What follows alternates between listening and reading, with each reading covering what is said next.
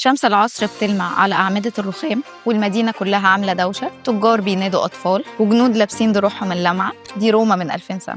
وسط الزحمة دي كان في شاب روماني اسمه ماركوس، جندي بسيط يصحى كل يوم قبل الفجر، والغريب بقى إنه ما كانش بيفطر. عمنا ماركوس ده يشرب شوية مية، يشد عدته ويخرج. الرومان ما كانوش يعرفوا كلمة فطار زينا، كانوا مؤمنين إن الجسم الصبح محتاج هدوء مش أكل، ودي أول حاجة شبه الصيام المتقطع، بس من غير ما يسموه كده. ماركوس يروح التدريب، يجري، يتحرك ومعدته فاضية، لكن جسمه متعود. وعند الظهر يقعد ماركوس على حجر كبير جنب المعسكر، يفتح حتة من عيش الشعير معاها شوية زيتون وجبنة. ده اسمه عند الرومان برانديا، أكلة بسيطة خفيفة ومش مكلفة، بس بتخلي الجندي يقدر يكمل يوم. كان في ست غنية اسمها لوسيلا بتجهز لمائدة كبيرة في بيتها، لأن الرومان كانوا بيؤمنوا إن العشاء هو ملك الوجبات، وليمة الأغنياء. وفي بيت لوسيلا تبدأ الصيام 3 مراحل زي مطعم 5 نجوم، لكن من 2000 سنة. الجاستيشن، البيض والزيتون والعسل والأعشاب. البريما منسا، لحوم مشوية، سمك طازة، خضار مطبوخ، شوربة. سيكوندا منسا، فاكهة ومكسرات وكحك بسيط بالعسل. لوسيلا كانت بتضحك لضيوفها وتقول مفيش سكر، العسل بيكفي.